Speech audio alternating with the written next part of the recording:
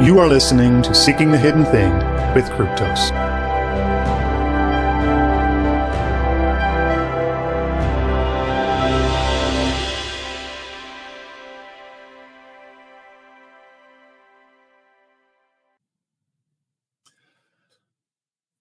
Welcome, everyone, to another episode of Seeking the Hidden Thing. I am delighted to have Athenian Stranger back again. I think with just a couple of episodes we had him on here, but we have something to talk about. So welcome back, Athenian. Thank you so much for having me. This is a topic that I have a lot of vested interest in. So yeah, there we go. And I'm not sure exactly how it came up, but I think you mentioned that you were doing a bunch of work on the terrible idea of objectivity. Yeah. And I kind of went off because that's been a bugaboo of mine for a long time. In part because, even though, I don't have postgraduate degrees in philosophy, the thing that I'd spent my most time studying on in undergraduate and since is the topic of hermeneutics. And so the idea of a relationship to things like texts and meaning and so forth is very, very close to my heart in terms of philosophy. And, it's interesting. A lot of people who are, conservative and right wing struggle with the notion that many of us who are on the intellectual cutting edge of this right wing emergent move, whatever it is, are also thoroughly postmodern in our thinking. And they have a hard time wrapping their heads around that, that we really mean it when we say, like, the only way out is through, that you cannot go back to modernity. And postmodernity rose up because of how terrible many of the ideas in modernity were and how problematic they were and how disastrous they've been for European and North American society. So, and objectivity, the idea of objective knowledge being one of them. And, it's an idea that's a long time in the making, but it's also an idea that really came into, broad prominence in the wake of the printing press. It's really an idea that, and this is the funny thing about the notion of objectivity, that the idea requires a certain historical circumstance in order for it to gain prominence. So people talk about objective knowledge, not even realizing that the very idea of objective knowledge is itself historically bounded. And once you understand sort of the philosophy behind it, around the fact that people still cling to it is both funny and tragic at the same time. And as the title of this piece, we humorously were joking about it, why embracing the idea of objectivity makes you a regime stooge, is that much of the power of our current regime and our current elite is built around this idea of objectivity, objective knowledge, objective truth, objective power, even. That power is separated from us as human beings and is instantiated in things like, the rule of law. The rule of law, as we know it today, is a concept that only can arise as it is today in this particular era. So, again, welcome, Athenian. And I'm going to turn it over to you now and just let you kind of begin where you want to begin and sort of laying out sort of the history and problems with the idea of objectivity. And I'll jump in when I can. Yeah. So I've been working on this for a really long time now. It's sort of part of the whole revamp that I'm doing of my Nietzsche series, because objectivity is what Nietzsche is greatly against. But in particular, the way that it shows itself in scholarship with regard to something that you had mentioned with hermeneutics, the interpretation of texts. But there's so very many different ways to even introduce the subject, because the difficulty that people have with it is that this word objective or objectivity, it's one of these words that has become so common in our everyday usage that people, and I say this very understandably, people use it and they don't even know the premises that they're accepting along with it when they use it.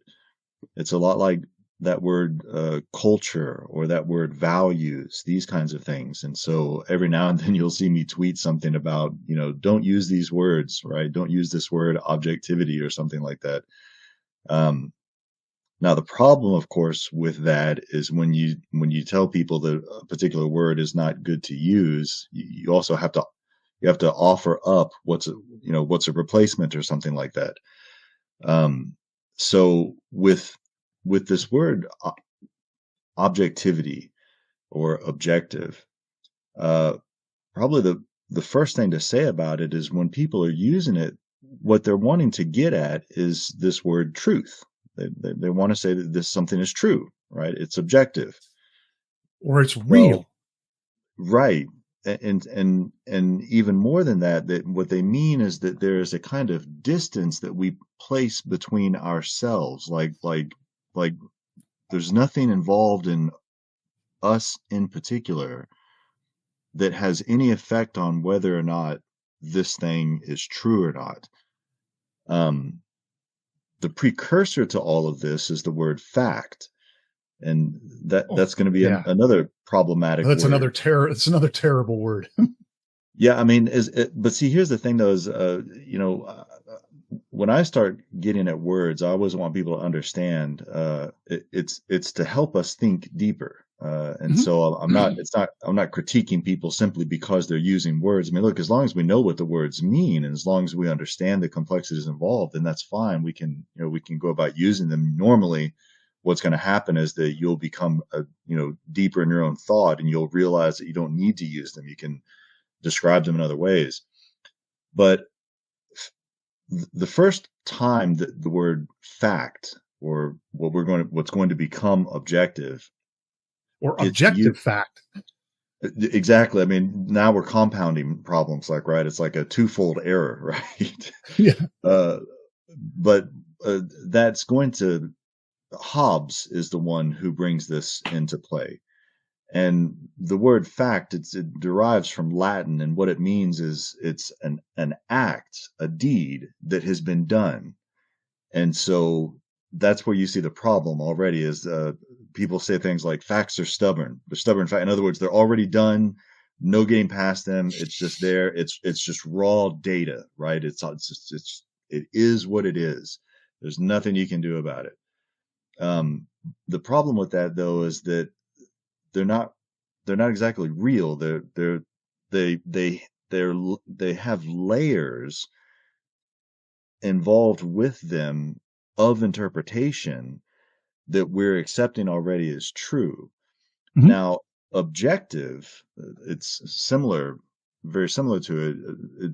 The Latin, it comes from two compounded words. The one means to be in the way of, and the other means to throw. So something is in the way of what you're throwing. So the ob and then the jectare part. And what it means with regard to the human is that there is something in front of your mind, right? Your mind, you are focused on something in front of your mind. Now, that's what an object is. It's something that the mind is beholding. Now, that doesn't make it necessarily real or anything. And it's much like that's how Hobbes is going to use that word fact. Hobbes used the word fact to distinguish between something that has been done, deeds, and flights of the imagination. So right away, facts come onto the scene to distinguish what is real from flights of fancy, the imagination.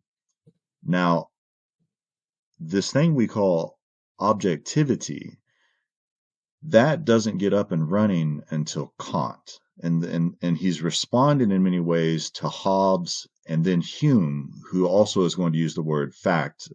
Hume, in an essay he writes about the populations of the ancient peoples, he hilariously says, you can't argue with the fact, right? I mean, it just simply is, right? There's no getting around it. It's just there.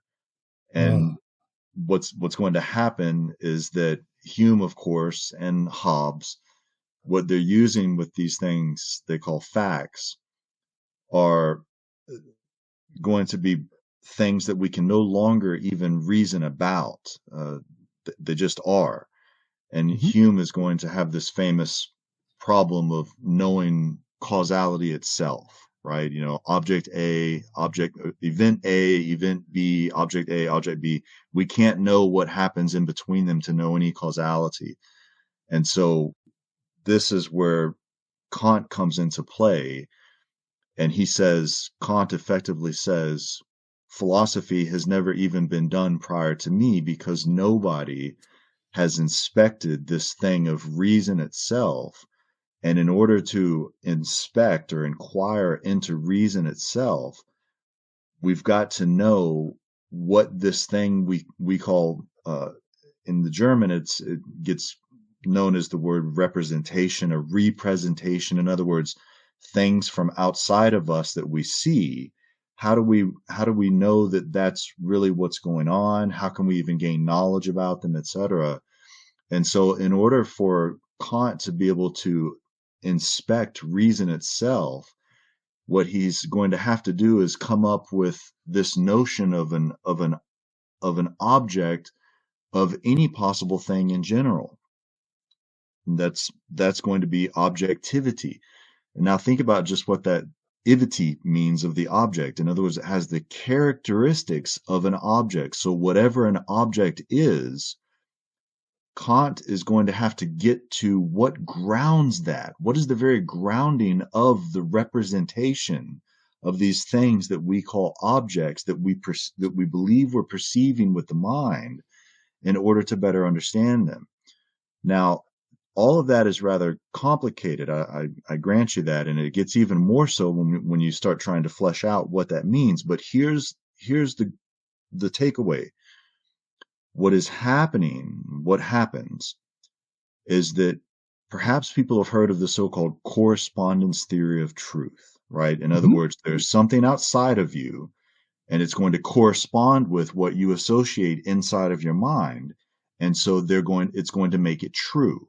And if it does Yeah, not and correspond, then it's that's not right. true, right? And the closer that your the thoughts and images you have in your mind correspond to quote unquote objective reality, the object out there, Yes, the more true it is. And that's sort of the correct. essence of sort of the quote unquote theory of objectivity in that sense. Right. Now, that's that's sort of this project that I'm working on, with Nietzsche going really far back. We get this from Aristotle. And that's why this has the medieval takeaway of this notion of an object and such in the scholastics, but it's not at all what we think of as objectivity, because what happens in the meantime is that Descartes comes along and he says, I'm going to, as a principle, as a default principle, I'm going to doubt everything. So I'm not going to believe that there is anything outside of my mind. And then from there, all of Mhm. modern philosophy begins to try to reestablish the inside of the mind with the outside world. And Kant, in many ways, is the culmination of this. And he says, we can't actually know the things outside of us in themselves. We can't know them. But what we can know instead is how it is that the mind as such, as a human mind, how it operates and thinks. And so we have effectively, with Kant, we have abandoned the correspondence theory of truth. And now we come to this thing that's going to get known as the coherence theory of truth. So, in other words, so long as everything matches up, the way that we have perception and how that perception gets sorted throughout in the human understanding corresponding to reason, then that's going to make it true. Now, the great problem with that, though, is that if we can't know things in themselves, well, there's a couple things in themselves that are completely lost altogether. One of them is, for instance, the Oracle of Delphi, know thyself. We don't know we have no access to the inner workings of ourself in the sense of what Kant's going to call the apperceptive I, that when we use the capital word I think, right? We don't know necessarily that it's spontaneous. And that's the key thing there, spontaneity. That's what gets everything up and running. Well, spontaneity is just another word for saying we don't really know. It just happens, right? Yeah, like And what I think Gadamer will call that genius, like as it sort of develops into the Romantic period, that's like right. the genius of the self, that sort of Exactly. spontaneous creation. Exactly. And then also another thing that we can't know in itself is going to be God. We have no, Kant Yes, spends pages and pages and pages. And I mean, we're talking pages, and showing pages that and there's, pages and pages. right, that none of the so-called demonstrative proofs of God are logically sound. So he showed, so we have all of these problems. And so, but let's get back to sort of the broader picture here. So the correspondence theory of truth is gone, and now we've got this coherence theory of truth.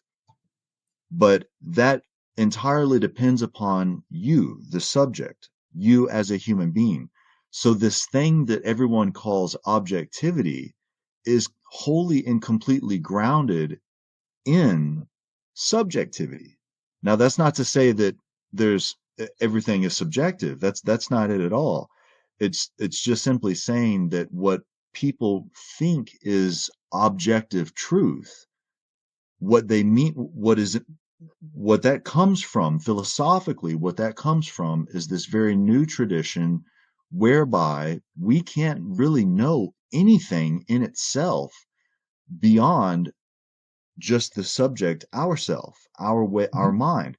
Now, that's sort of a fancy way of saying that metaphysics is gone. All we have left is this new thing known as epistemology, theories of knowing. Mhm. No metaphysics whatsoever, just theories of knowing. And just one last thing to sort of add there with the way fact grows into this thing known as objectivity is that a fact, in other words, an act, a deed that is done means that, and this is why this is why both, especially Hobbes and Hume love it, is that it accomplishes what they really were seeking out to do in the first place, which is to get rid of Aristotle and the notion of teleology. If something's already done, then there's no telos to it. I mean, it's achieved. It's done. It's in itself. It is whole. It's complete. It's just a raw point of data. That's it. No Mhm. purpose or anything. It's just there. And so all of these things come into play with these notions of facts, objectivity, right? So when you think of facts, think of, okay, teleology is deliberately being done away with. When you think of objectivity, think, okay, now not just teleology, but metaphysics itself. And so all we end up with, and this is what leads directly to the crisis of late modernity that gives us postmodernity, is that we don't really, it turns out we don't really have access, grounding knowledge of much of anything. I mean, and Kant famously uses the example of just an island. He says we've just got this little island of, Mhm. wherein we know that, science is true, but outside of that little island, it's just this violent ocean storm of who knows what. And we as human beings, the very way in which that we think can't access it. So it's no longer a question of, will we have science that will be able to provide us access to it later? No. Kant is saying we're at the edge of the line here. This is it. There's no going beyond this. We simply Well, don't have the faculties to go beyond it. and this also dovetails into things that we have developments that we've talked about um, earlier in previous episodes. You know, the the split in with Machiavelli between that which is useful and expedient and that which is sort of, just and good and true. So you no longer measure the moral value or, of political actions.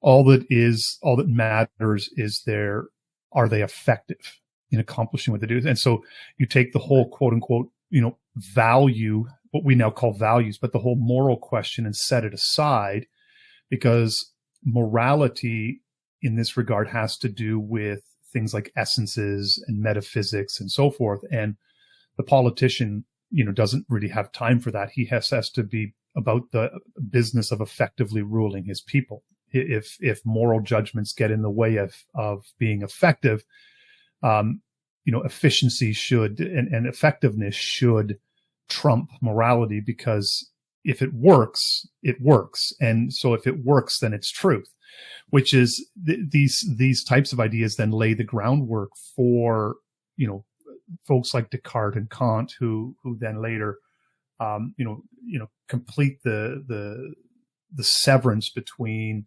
metaphysics and knowledge and truth. And yep. it is even like, so that once you get into this, then the whole question of, meaning, morality,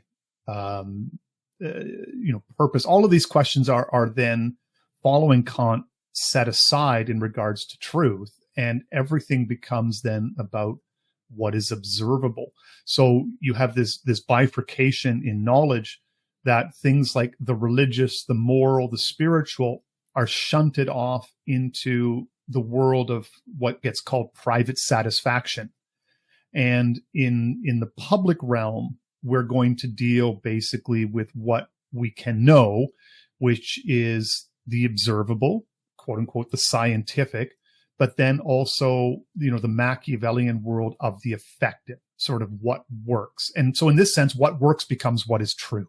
And that's then, Scottish, I'm just blanking here. Everything is just the practicality. So, somebody will tell me, but, like the Scottish, the common sense, that common sense sort of, and there's a name for it. It'll come to me, probably later, but, but what happens is, and this is part of the whole rise of postmodernity, is that, even from within science, questions begin to be asked, in a sense, in terms of the relationship between what we know and what we can observe. And then, like, the questions is, I believe it's Hume that asks, how can you connect one moment to another moment? You cannot guarantee that the person that you are today, that you are connected to the person of the past. You just cannot, because it's in the past, it's not observable. So you cannot even guarantee your own sense of self anymore, because you cannot prove that you existed prior to your conscious moment. You just can't do it. Like, the past is, completely closed as far as an area of proof goes. And so with this kind of, radical nominalism, it becomes very, very difficult to then, at what point can you say that something is proved? Like, how, because you can never demonstrate that the next time that you repeat an experiment, that it's going to be the same as in the past. You're just making, in a sense, a leap of faith. And so you say, well, yeah, that just seems dumb. But this gets to be the kind of the point where you begin to go, that no matter how, you cannot mathematically provide certainty. And then you get folks like Heisenberg, as you begin to bore into quantum physics, where you begin to realize, like, properties such as light that have the properties of both waveform and velocity. Well, you can't measure both a waveform and a vector at the same time. So in measuring, you are now determining the state of your objective reality that you are observing. You, as the knowing subject, are determining the reality that you're observing. And then in mathematics, Gödel then begins to demonstrate that you cannot create a mathematical system so complete that the math can explain itself. So you're relying on something outside of the mathematics to explain the mathematics. And so even mathematics no longer becomes a form of objective knowledge, because you need something outside of the numbers to provide a ground for the numbers, because the numbers cannot create a system so complete that the numbers can explain themselves. And so you get all of these series, and there's more, but you get these series of breakdowns. Then you get like in the early 20s, like Thomas Kuhn, when you actually observe how science happens, it doesn't happen the way that people do it. Most of the times, scientific breakthroughs come because of a flash of insight. Somebody has a flash of insight, and then they spend years trying to prove that the insight that they have is true. And what Kuhn is basically saying is that scientific knowledge actually doesn't come from observation. It comes from an intuitive realization about reality. So in a sense, the metaphysical is then generating the insight that then you spend years trying to prove. And so you have all of these breakdowns, and yet we're stuck with this idea because of the severing of the metaphysical from there, because you can't, quote unquote, prove that God exists, or you can't prove, as Kant said, and Kant's right, you can't prove that God exists. You can't prove the metaphysical. It's all an intuitive grasp. But this is something that the ancients understood, that knowledge is basically intuitive, and the person that you can trust with the truth is the person that you can trust has an intuitive grasp of metaphysical realities. And this is a sense, I think, what Plato is ultimately getting at with his image of the cave, is that, the person to trust is the one who's managed to free themselves from the cave. So that, and in this sense, this lays out sort of the problematic nature. And this is where postmodernism then comes from. And the essential insight then that, Marx will add, and that is then picked up on by, the post-Marxists, is that, for Marx, truth is basically imposed by the economic elite because it serves their economic interests.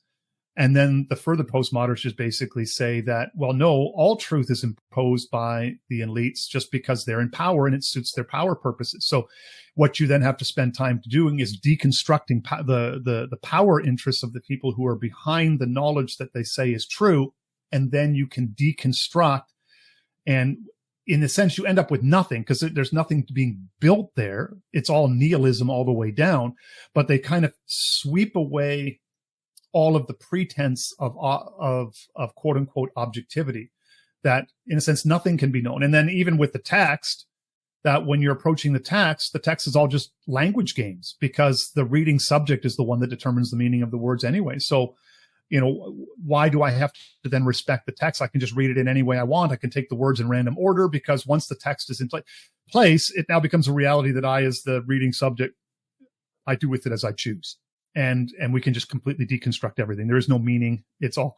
And, Gadamer thankfully has some sense, but he made nobody happy in his hermeneutical thing to say that, but we can get to maybe some of that later. But this is the kind of what happens with objectivity. People don't realize that it is a sifting sand, that people are trying to build a regime of truth upon sifting sand. And largely this foundation of sand is a product of the historical moment that we live in, and not some solution to the problem of truth that is quote unquote universal, because even the idea of the universal is itself subjective. Universals are a product of our culture. The idea of the universal is as much a product of the printing press as anything. But yeah, I'll throw it back to you, because I've been nattering for a bit now, Athenian. Yeah, I mean, it sort of goes back to just that word fact, right? Is that that somehow the fact stands alone, right? I mean, it doesn't require any interpretation whatsoever. I mean, It's like I said, I self-evident. mean, it exactly that somehow it is self-evident. I mean, even something as what we would otherwise think of as something as simple as saying that, what today is Tuesday. Uh, well, I mean, yes and no. I mean, it's when you start saying, well, what do we know about this Tuesday stuff? I mean, because it turns out that this is, these things go, I mean, you trace the history of these things and you're like, well, they're just as arbitrary as anything else, right? And so, uh, all of the kind of things that are just absolutely evident, right? Like, I, I could have longer hair. It would be nice if I had longer hair. Sure. But those things are so rather pointless that the point about objectivity and facts is that people want to have them with things that actually matter, things of significance. And it turns out that those things of significance are always much more complicated than they think. And when they start relying upon things like modern science to establish them and say that this is an objective fact of modern science, that's when you start having to say, well, I mean, do you understand what you're relying on when you say something like modern science and the criteria that it imposes upon the circumstances through which the experiments have to be conducted and such like that? Because as I had mentioned, things like teleology, those are already like those are out the window before it even gets up and running. So they're not going to allow for anything like teleology. uh, they're not going to allow for anything like, as I said, final cause, these kinds of things. In fact, they even throw out the very notion of miracles. Uh, that's another That was a subject there, big but debate at one point in time, the possibility of the miraculous. yeah, it turns out, and this is what's so scandalous about it, that the first book ever written, one could say the first public argument ever made, that democracy is the best regime, also is the first book in which the notion of modern science is applied to the Bible. And what gets said is that we can't believe in miracles at face value. It's not, and he goes out of his way to say, I'm not saying there's no such thing as miracles. I'm just simply saying that we might not have the science yet, just because, we have this new science now that's disproven previous science. So we're not going to accept miracles at face value. We're going to bracket them. We're going to hold them off because we just might get more science later down the road that explains it, without reliance upon the miracle. The Mm-hmm. problem there, though, is that when you do that, you never get back to the miracle because you're always chasing after future possible science, Mm-hmm. because we as humans just are intoxicated with this notion of progress and getting better and better and better. And so all of that gets thrown out. But all of these things get lost when people start invoking phrases like, objective truth, or it's a objective fact or something like that. And it's usually always because they're wanting to ascribe truth to something that is deeply, deeply significant to them, which I completely understand. It's just that there are better ways to go about doing this than using the words that are going to make you complicit in a whole host of premises that you otherwise are like, whoa, wait a minute, I'm not signing on for that.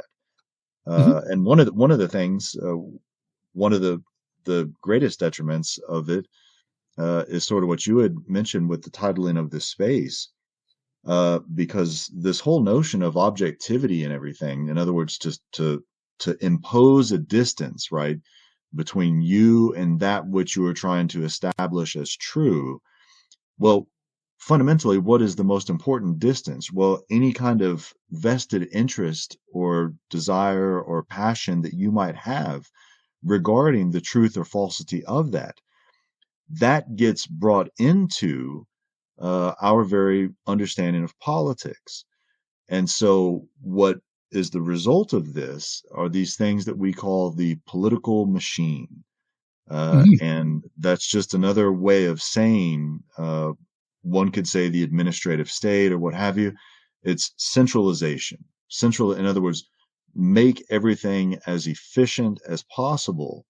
And in order to make things as efficient as possible, it turns out you've got to squeeze out all the notions of things like empathy or compassion or anything like that, right? Morality, virtue.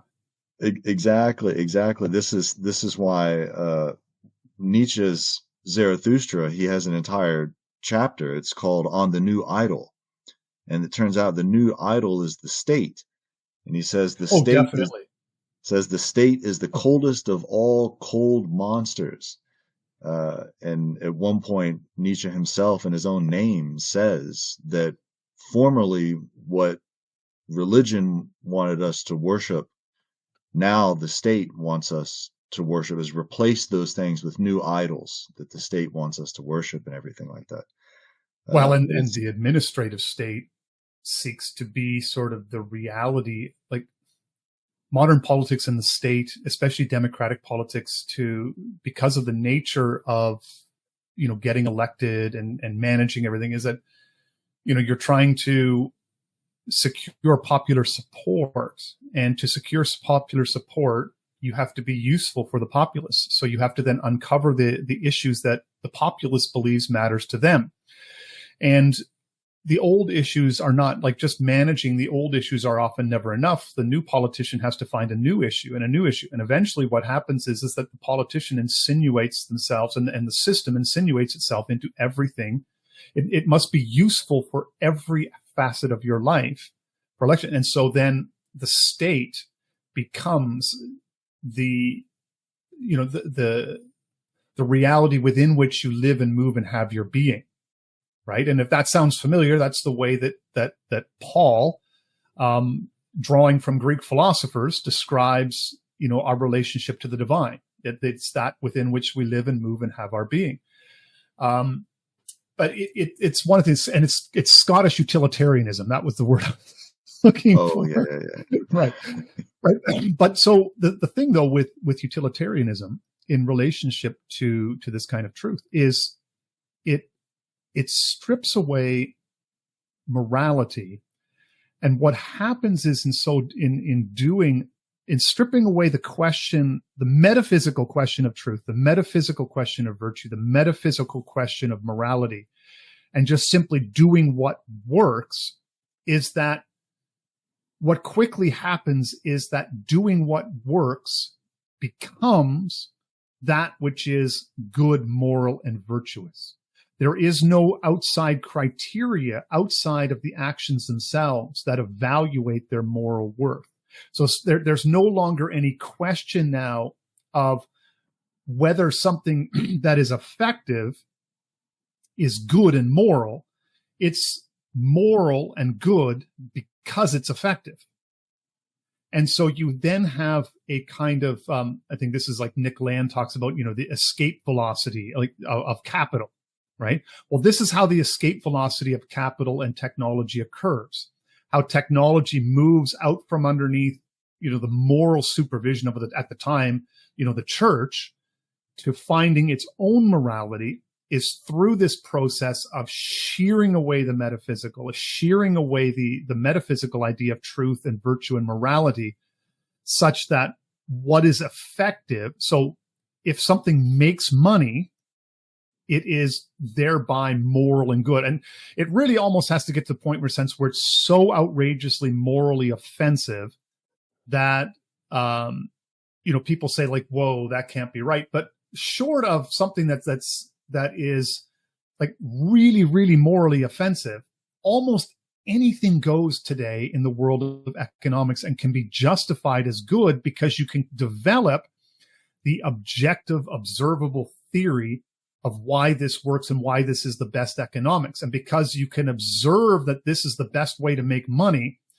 that this then must be the best way to do it. It must be true and good as a result. So, in a sense, offshoring, is a way to reduce costs and bring in the bottom line. Therefore, it must be a good thing to do. The concerns about its effects on the life of the people in the nation are largely irrelevant questions. It's effective for making money, therefore it must be good. And in the same way, you get the questions of of science and politics and technology. Because this is a more efficient way of doing things, because it has greater utility, it therefore must be good. So utilitarianism begins to develop its own morality. So, and because it's observable, it takes on the appearance of fact. And thus, because it takes on the appearance of fact, it takes on the appearance of truth. And so you've shifted the dynamics of truth and morality into something that is simply, it becomes good, it becomes true because it's effective. And that's really sort of the world where we're at now. But the problem is, and like Nietzsche and others, Kierkegaard and others observe that in this world, then I think people intuitively see through it. And there's kind of a nihilism. If efficiency and effectiveness is the end of man, that seems like a pretty bleak kind of life. Yeah, I mean, so very much of the problem has to do with this understanding of what would be a common good. What is the common good? Well, utilitarianism has its own answer. It's, whatever everyone understands to be the most useful. And let's cross our fingers and hope that whatever that most useful thing is also something that's moral, right? And then it's moral because it's useful. It certainly, that's certainly the end result of it.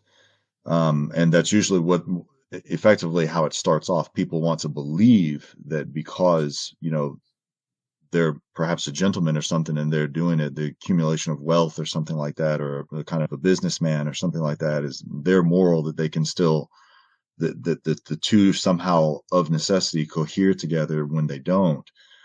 The other aspect of that, of the utilitarianism, these are the three things that are all sort of colliding here. One of them is the utilitarian aspect that you had just mentioned. The other is going to be the Kantian element tradition that I was talking about earlier. That gets known as, this is a very fancy word that probably people have heard, but they don't really know completely what it is. Deontology, or deontological things. This is the Kantian categorical imperative, is that you always do something in the sense that under any circumstances, you would always do the same thing, that everyone else would do the same thing. The core of it is fundamentally moral, absolutely moral. So it has nothing to, it's not at all utilitarian. It's in fact quite the opposite. It's all based on morality. This is how Kant establishes the categorical imperative, is by way of what he's going to argue is pure reason, with the understanding that the telos of the human being, the purposeness of the human being, or that, well, it's not so much the human being, but reason itself is freedom. And so you're going to have the very, very moral aspect of what the common good should be. That you're going to have that party. Then you're going to have the utilitarian party. And then what ends up being the one that sort of wins the day is going to be the role of the modern executive, the modern sovereign as we understand it, that happens roughly, I mean, this is America. This is roughly the middle of the 18th century or so in England. And so they're going to combine this is what Montesquieu gives us, the so-called three branches of government, et cetera, et cetera. But one thing I wanted to add here, and this is what's so just absolutely, you can't help but laugh about it because it's sort of so good. Tocqueville, when he comes to America, he's writing Democracy in America, which is easily one of the best commentaries on America that's ever been written. And we're talking about the 1840s here. And he notices something. He has a lot to say about what's happening in America that's new. In other words, the kind of literature that gets written and made public and is so freely available in democracies, because this was not a problem in France because they were not a democracy. This was not so much a problem in England because they were not a democracy; they were a kind of a monarchy. And he's going to go back about 10 years later, and he's going to write about how the French Revolution, what really kicked it all off. And he's going to say that one of the greatest causes, if not the cause, of really all of it. Oh, by the way, and what Nietzsche has to say, what Nietzsche says about this in the New Idol, he talks about what the newspapers vomit up. He says that's what it is. But what Tocqueville is going to say is that this new thing under the sun that happened in France that really brought about the revolution, or what he's going to, I really encourage, I always tell people to read this, because it's not technical philosophy or anything like that, but it's every bit as deep as anything you would ever read. This is, it's book 3 of his commentary called the Ancient Regime, the Old Regime and the Revolution. So the Ancient Regime and the French Revolution is what he's talking about. Now, this comes from chapter 3 of book 3, and he says around the middle of the century, a certain number of writers appeared who specialized in treating questions of public administration. He says, and to whom several similar principles have given the common name of economists or physiocrats. Now, the important thing there really is going to be the physiocrat, because the economists are no different. I mean, he's saying they're the same thing. Now, these are people who are going to apply mathematics to society, which is to say the administration, public administration. So he's talking about the modern administrative state. And it's just absolutely fascinating what he has to say throughout. But then towards the end, the middle to the end of that chapter 3 of book 3, he says, the immense social power that the physiocrats imagined, he says, was not only greater than any of the power which they could see around them. He says it differed from them in its origin and its character too. He said it did not derive directly from God. He says it was not at all attached to tradition. It was impersonal. It was no longer called the king, but the state. He says it was not the inheritance of a family. It was the product and the representative of everyone.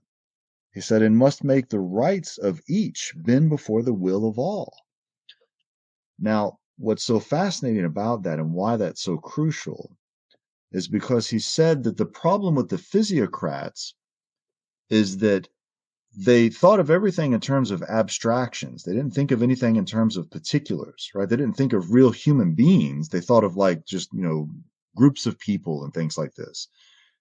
And the line that's so amazing in there is he said they absolutely took as their greatest enemy diversity. They hated diversity. They wanted equality above all else.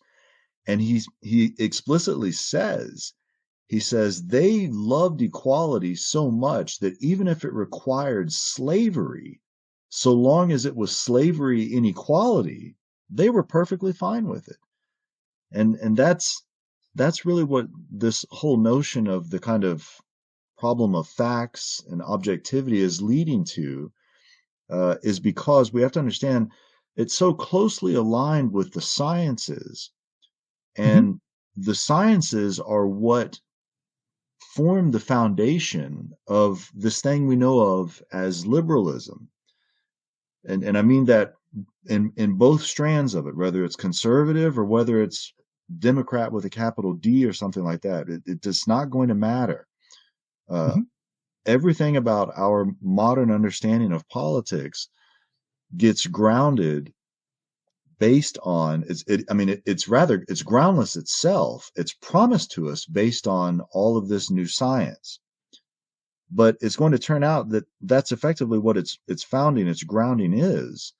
And it just finds its way back to it by way of these things like the physiocrats and what you had mentioned earlier with the printing press. That's going to be problematic in a democracy because, see, in any other form of regime, they can control that kind of stuff. They can. I mean, it's still going to be a problem eventually. I mean, knowledge, just by virtue of what it is, it gets out. But what he's saying is that these physiocrats have actually taken the understanding of wanting to have this kind of objective stance towards everything and privileging it so much in the hopes of equality, right, to get rid of all diversity, that they're perfectly fine with end result being a completely centralized administrative state where everyone's a slave. They don't care so long as everyone is at least a slave equally. We're all equal slaves. And I mean, if people want to know where to find this, well, look around you. I mean, that's where we're at. It's an extension of, in a sense, the power of technology, in a sense of that if we can understand objective reality and can manage it, then all objective realities can be managed successfully. And this is kind of the idea of human progress, is that we can manage all of reality such that we can then eliminate all of the problems from the system. And once we understand objective reality and we understand, objectively people's social relations and how they think and how they interact with each other, then we can begin to engineer the psyche. We can engineer social relationships. We can engineer the economy. We can engineer our physical bodies. Every problem can be solved because we have access to this thing called objective reality. And once we understand how something works, then we can fix it. And that's the sort of the essential kind of idea. I have like a couple of thoughts. Hopefully they don't expand too big, but one of the things, and this is why an author like Walter Ong is, and my listeners are good, used to me banging on about Walter Ong, but one of the things that Ong did in his book Orality and Literacy is follow the development from oral cultures up through the introduction of writing to the introduction of movable print type printing presses. And in the old days, in an oral society, there is a connectedness because all knowledge is held in community. It's relayed in memory, and it's communicated and reinstantiated orally through the epics, through talking, through interacting. And so the idea is that you have an intuitive relationship, sensory relationship with the world around you. You're not disconnected from your neighbors. There's nothing. You basically talk, speech is words. It's out there. It's force. And what happens with the introduction of writing, and now this takes time, and a long time, but with the introduction of writing, what happens then is that your thoughts are taken out of your mind, out of the memory of the community, and they're fixed onto a page. And so once writing is fixed onto a page, it has, you can then analyze your own thoughts in a way that you couldn't beforehand because you had to remember them. And remembering them was the way that you kept your sense of yourself and your community and the history and your identity alive, right? Is by constantly remembering it. But once that aspect of remembrance is entrusted to the written word and on the page, you can then now take your memory and you can analyze it like an object. And then this, as when print remains, or when writing, what you would call like the manuscript, what Ong calls the manuscript phase, that you have sort of this mixture of orality and writing, and it doesn't. But once you have the introduction of the printing press, you then this thing called writing becomes so prevalent that it begins to change how we think about the world. And so this is really what spurs this idea of the the disconnect between ourselves and the spiritual and the sensory world within which we live. And we begin to look at knowledge as something that is fixed, like a book. And you even see this, say, for example, in something like the Belgic Confession, where they now begin to talk about the two great books. You have the book of scripture and you have the book of nature. And so even the created world is seen now as not as something in which you're immersed within, but as an object to be examined and read like a book, right? And so that's that sort of thing. And into this reality, then, as you begin to separate yourself from the world, then you begin to, you get the subject-object divide, and then you have the development of this thing called a fact. But a fact is something that we begin to transport it from the written world onto basic reality, so that we look at reality as having the same kind of fixed reality that the word on a page has. And so we see reality as a kind of book that can then be read, and it is a fixed reality.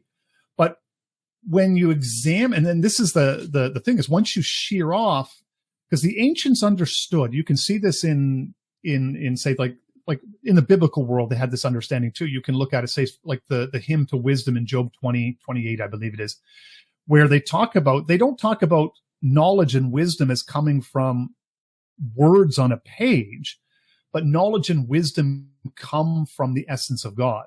It comes from God himself, and only God knows the path to it. So the man who fears God and walks in his ways is the one who is wise and knows the ways of wisdom. And so the person that you should listen to is the one who listens to God.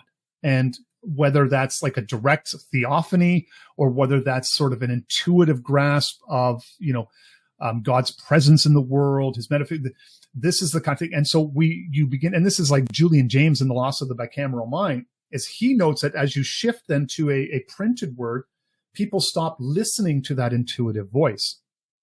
And so now you get into sort of the modern era and this idea of the fact. And Ellul makes a notation or makes the observation in the fact. He says, well, what is a fact? He says, we have all these sensory inputs, right? He says, but your brain, if you were to try to apprehend everything that comes across into your mind, you'd go mad. And people that can't filter out things. So the idea of a fact begins with fixating on a particular sensory data and ignoring all the rest. So already you have a reduction of the world.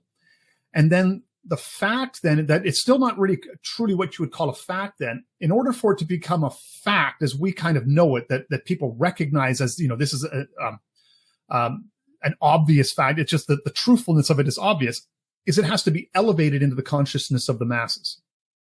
And so once this observed reality gets elevated into the consciousness of the masses, it then becomes a self-evident fact.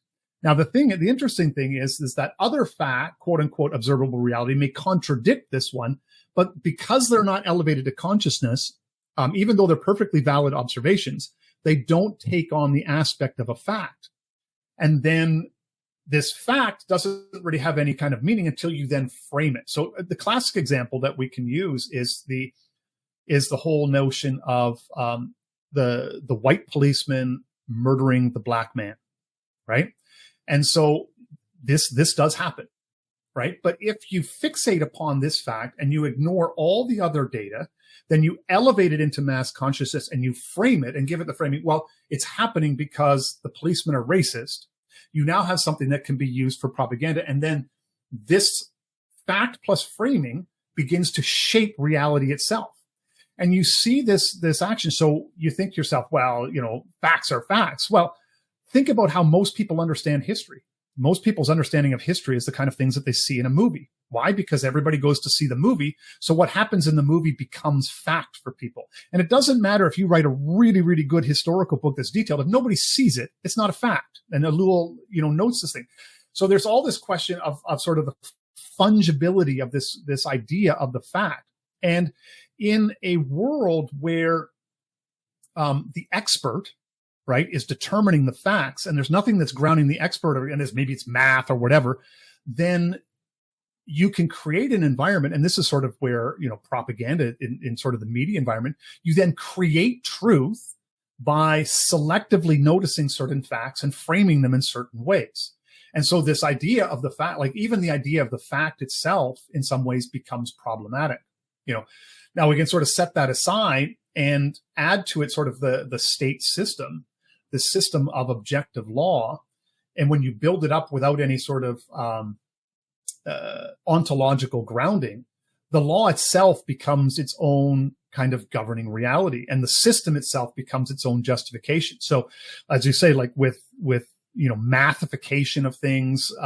So, take for example IQ tests. Well, how do you determine who should get into a university? Well, we need to use an objective test that will then measure people and get them in. So, and then, but at the same time, these tests have a double-edged sword, right? Well, okay, so who's the most objectively best person? Well, what if we were to expand this IQ test, not just for, say, Americans, and find the best Americans for universities or the plum job, positions, but we do it globally. And we get we find the objectively best people, elite capital throughout the globe, and we harness them for the goodness of humanity, So this idea of efficiency in the system sort of feeds itself and becomes its own reality. Now, this is sort of the 3-point kind of what I want to make. What's really interesting is when you get in the early 20th century, an author like Carl Schmitt, he begins to look at this system of law and propaganda and just sort of the machine of the state, the machine of the rule of law. And he says, kind of like almost like Gödel does with mathematics, he says you can't make a system so complete that it can account for every reality. And what's really interesting in Schmitt's book, Political Theology, that he spends an inordinate amount of time in a very short book. What is he talking about in Political Theology? He talks about the argument over whether miracles exist or not. And you wonder yourself, why is Schmitt in the 20th century writing a book about politics talking about miracles? Well, because miracles, it turns out, are really, really important for the grounding of knowledge. Because what happens when you reach a crisis that nobody can resolve? Well, he says in the old days, the king would, in a sense, relight law. He is the presence of the miraculous, in a sense, the metaphysical insight. He can just simply proclaim law into existence. And this understanding, in a sense, the archetype of the wise king, that the king is himself grasping at realities that are deeper and beyond the king, that he is then instantiating in law to meet this new crisis. And what Schmitt argues is once you've severed that connection to the metaphysical, once you've severed the connection to the miraculous, nothing grounds law anymore. Nothing grounds knowledge. There is no anchor for anything. All observed reality can be manipulated. Nothing can account for the whole of the system. There's no system that can create a reality that encompasses and explains itself. And so what happens then in the breakdown of the law? Well, it becomes then the will of the dictator. And this is where he, at least for a period of his writing, leans into decisionism, is that, and this is basically what the postmoderns have argued, is that it really comes down to and this is again Nietzsche's solution, is that it's the Superman. It's the will of the ruler to impose his will on the people that ultimately grounds not just law, but knowledge, morality. Everything gets is grounded in the will of the one who imposes it. Right. And so this is kind of where this is where you end up with Nietzsche. And this is kind of like what Ellul's noting with the propaganda system, that truth is created for you out of the selection of facts and the way that it's framed. Truth is created for you out of facts, out of things that are quote unquote self-evident. The shooting of a black man by a white policeman is a self-evident truth, right? And so these are the kind of things. And so in this environment where nothing anchors, and you can look at it, you're going like, that's what anchors truth. You then have basically two options. You can either try to revive the metaphysical, which that's again, maybe that's I think the project that this is where I'm at. Or you go the route of Nietzsche and you say we need to put our hands in we need to encourage the rise of the Superman who can then through the exercise of his own will, fix all the problems of society. Oh, and you think to yourself, you're like, oh, we don't really believe that. And you're like, oh yeah, that's like, I voted for that Trump. You know what I mean? That's in a sense the expression of the desire for the Superman to rise up and to fix society. And in a sense, that's a thoroughly modern solution, and this is why we say at the beginning, this idea of objectivity works for the system, because the notion of objective reality is the notion of the administrative state. It's the idea of the objective system of law, of knowledge, physics, math, numbers, everything instantiated into a set of institutions. The state is the expression of the power of quote unquote objective reality to manage society. And so when you cry out, well, that's we need objective knowledge, what you're basically saying is that we need a better version of the administrative state and the rule of law, this sort of system that exists this objective system that exists outside of ourselves to rule us. So we need the system because we no longer have a connection to God. We need the system because we don't trust the Superman. And so we don't want the Superman. We don't want God. But instead, what we want is we want the system of objective law, the system of the administrative state to then manage our lives for us. Yeah, I mean, sorry, that went on quite a bit. Sorry. Yeah, I was going to say, I was like, there was so much we could discuss more about that. But let me just emphasize what Tocqueville said there in that passage that I read from him previously about the physiocrats, these newest thing under the sun. The physiocrats are the ones who are arguing on behalf. This is from the tradition of Comte, right? The so-called positivists.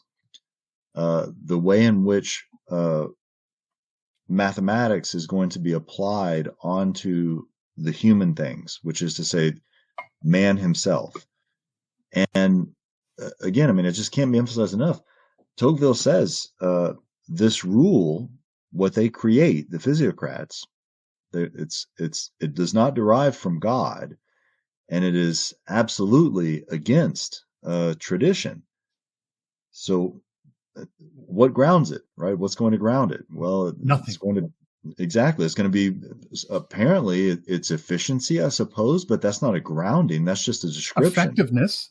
Well, and this is part of the problem. This is what creates crisis, say like COVID, right? What creates the crisis or perceived crisis is what made people start to question is that the system no longer seemed to be effective anymore. Right? And so that's really where everybody begins to question everything, is the effectiveness of the system is beginning to be exposed, that it's not nearly as effective as people are saying that it is.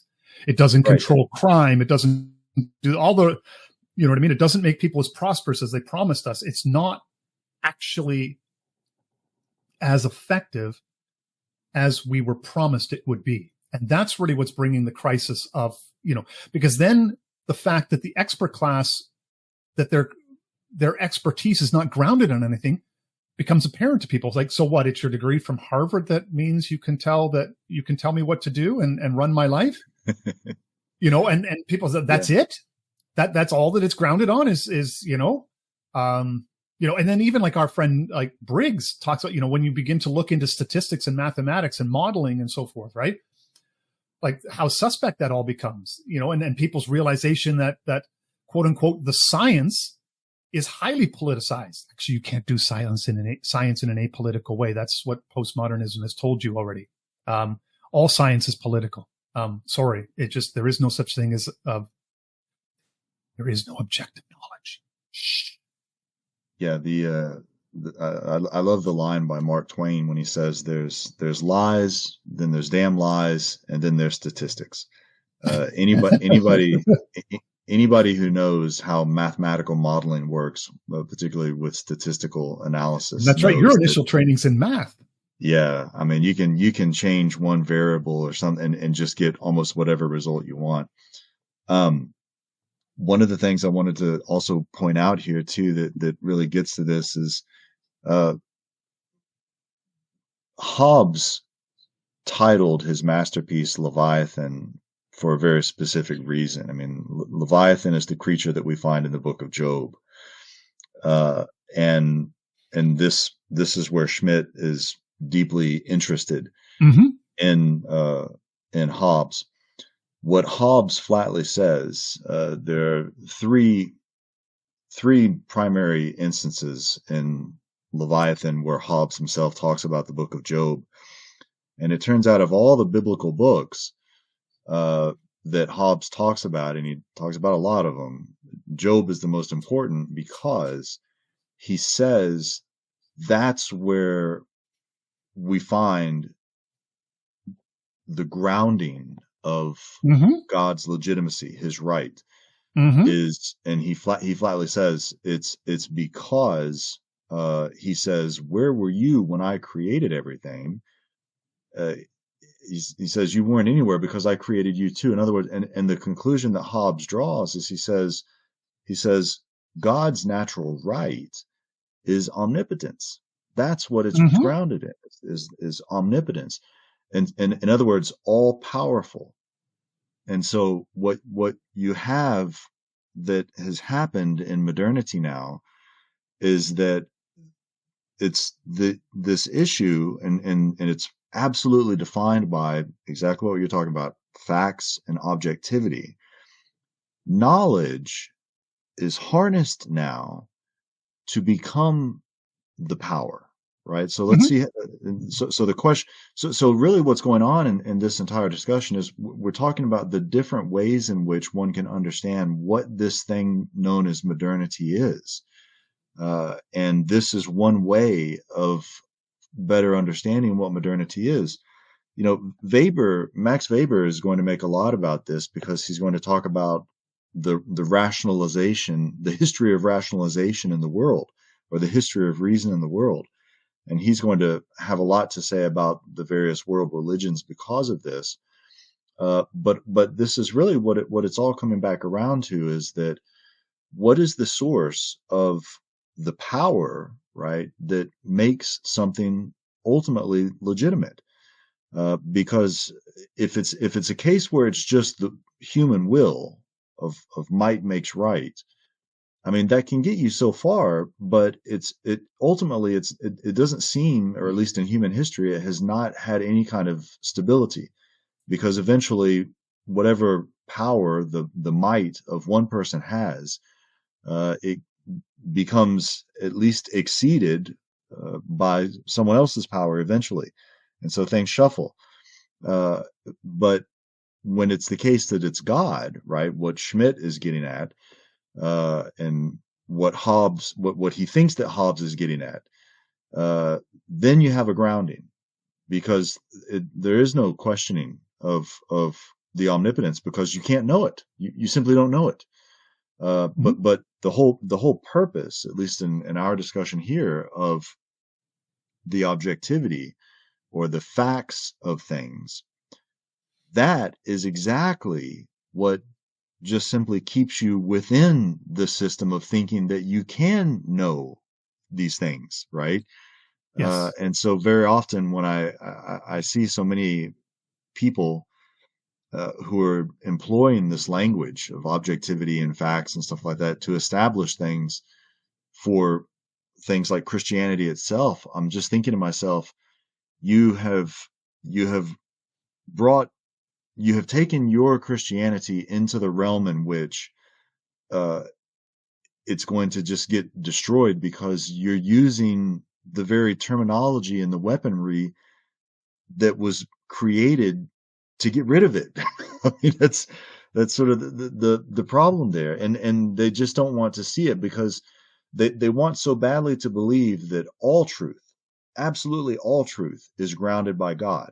Which, okay, I can go along with you with that. However, they just don't they don't understand that the terms they're using, facts, objectivity, values, all of these things were created to undercut and ultimately appropriate and replace precisely those beliefs that they're wanting to either prove or demonstrate or justify one way or the other with those terms. And I think that's probably one of the most important takeaways, because what that results in the grand scheme of things is exactly what we ended up talking about towards the end here of the administrative managerial state, right? The centralized modern state is where it all is. And just ask yourself, well, where's God in all of that? Right? Well, he's nowhere to be found. He is a God. It is, right. Right. And in Nietzsche's language, he would say he's the new idol. He's the latest That's idol. Right. Right? It's the new thing under the sun. So, and this will probably unsettle some if you've gotten this far already, but the biblical tradition, like in this particular era that we live in, we generally tend to think of things of being more true when they are both objective and universalized. So a universal objective truth. So the idea is that it's something that is true in all times, in all places, regardless of culture, history, or whatever. So that somehow for us, that removing something from the vagaries of history and personal judgment somehow makes it more true. The problem is, and this is the thing that Schmidt observed with systems of law, is that there's twofold problems. One is the notion of you can talk about a universal, but they become difficultly hard to instantiate. So the idea of liberty, you can give voice to an idea like liberty, but liberty is a very, very hard idea to instantiate. Equality is an idea that you can say it, and all of us kind of have an intuitive grasp of what this means. And we can even say we think it's a good thing, and we can say this is, but then to instantiate the idea is a very, very different matter. Anyways, now, if we take this and we apply this to, say, universal morality, right and wrong, we talk about, say, something like, well, the 10 Commandments are universal truth. They're universal morality. The Scripture is a universal truth and a universal reality. The problem is that viewing the Scriptures like this requires you to defy what the Scriptures themselves are telling you. Because in a book like Job, right, what is the fundamental in the book like Job is that the character, eventually, after the characters spend numerous chapters sorting out, and we'd established that is actually a man who is upright and has a right relationship with God, and is that, the things that happened to him, they were undeserved. That there's nothing that he did in his actions that justify, intellectually what happened to him. And God affirms that. Right? And you're going, okay, now what? Right? Well, there is this, so in the Hymn of Wisdom, they talk about, so where do we find wisdom in a sense the wisdom in a sense becomes the answer to this question of like, how do we evaluate what happened to Job? And ultimately, the answer is not found anywhere other than with God. God knows the way to it. God knows the answer to it, right? And so, question in a sense, so when we want to establish, and we have to think sort of downstream, when we're establishing a set of rules, and this is what ends up, Job gets ultimately called out on, right? Is we want to develop a moral system of universal, or then, the rule of law. And what do immediately we do with this? Well, we judge God's actions to be insufficient and immoral. God is a monster. God is terrible. If goodness is what I have established it to be objectively good, how is that God can allow this to happen? this is for us in our mind a universal. And the scriptures are very clear that even though God gives the law, the law is not what grounds morality. And what makes something right is that God. And this is, I think, the hard thing for us as moderns. We simply want to accept this. And this is ultimately, who are you when I established the heavens, Job? When I made this and I made that and I made. So who are you to tell me what right and wrong is? Is right, it is right. And what does Job do at the end of that? Repents. Because he realized that he had not sinned in anything that he did, right? The question, he had to be led to the fact, in the to realize that when God, it is right, and it is not our place for wisdom, because once you know that the source of wisdom comes from God and God alone, what do? Well, you stand before the Lord in fear and trembling. Well, because God can establish what right and wrong is just simply by his declaration. Declares it to be good, then, well, you better be. That's a, as you say, standing before such a being, it should fear for your life, which is the right sort of a posture. Again, I've apologized. Verse Proverbs 26:4-5, where it says, I'm back to, do not correct a fool or you'll get. It says correct a fool or he will remain forever in his folly. If these are universal truths, contradictory statements sit side by side. And you wonder, well, statements sitting side by side. Well, because you are going to meet fools, and you will not know until you are in the moment. You will correct the fool, and there will be one moment fool, and you will know the difference. You understand that the knowledge of what to do in that moment doesn't come in any truth. The knowledge of what to do in that moment is a miracle. The one who can, in a sense, command that works the wisdom, the why. So the one who can, in a sense, in the moment is the, you can also put it in, is the prophet and so forth. But what modernity wants to say is out of bounds.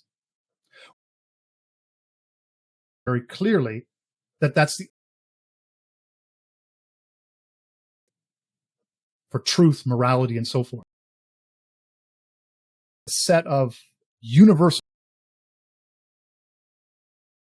can then use to judge God. Like, go back to the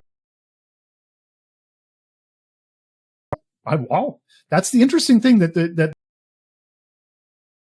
don't want to know how to build rockets to the good and evil, because then you can judge God and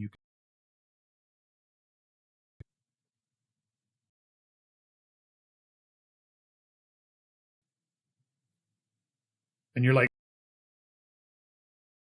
desire to judge God. And that's kind of, I think, this idea of why, in a sense, and when you're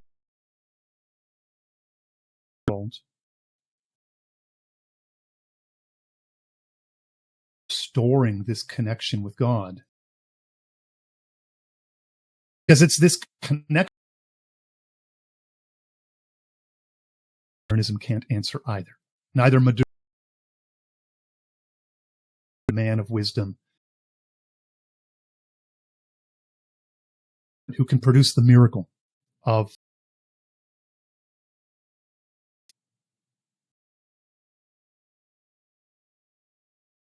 we are.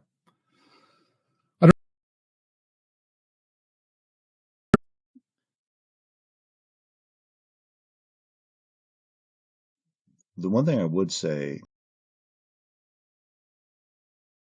people always listen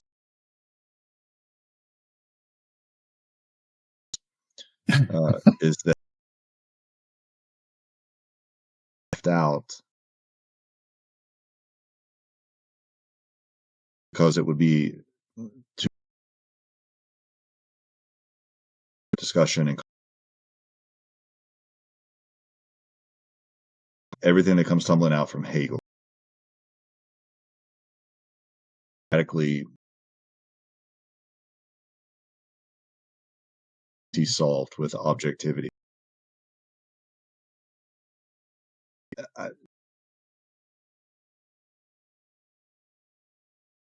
Prepared and equipped Quickly, the problem of right that truth will be resolved in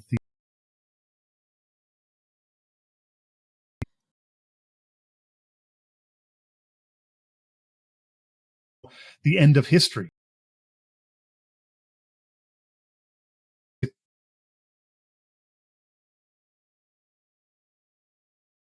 Yeah.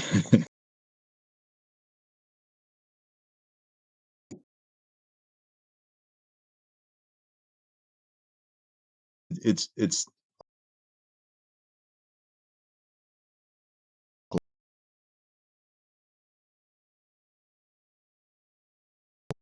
there's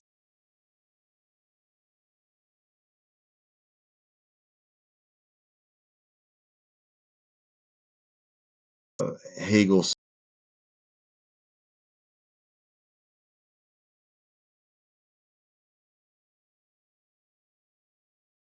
say no, that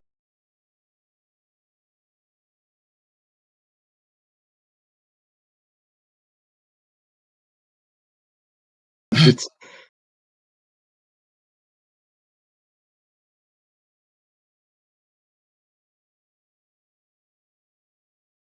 I've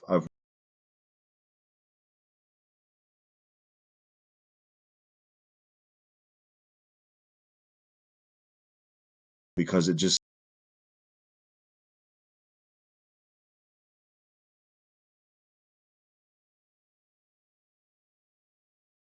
whole notion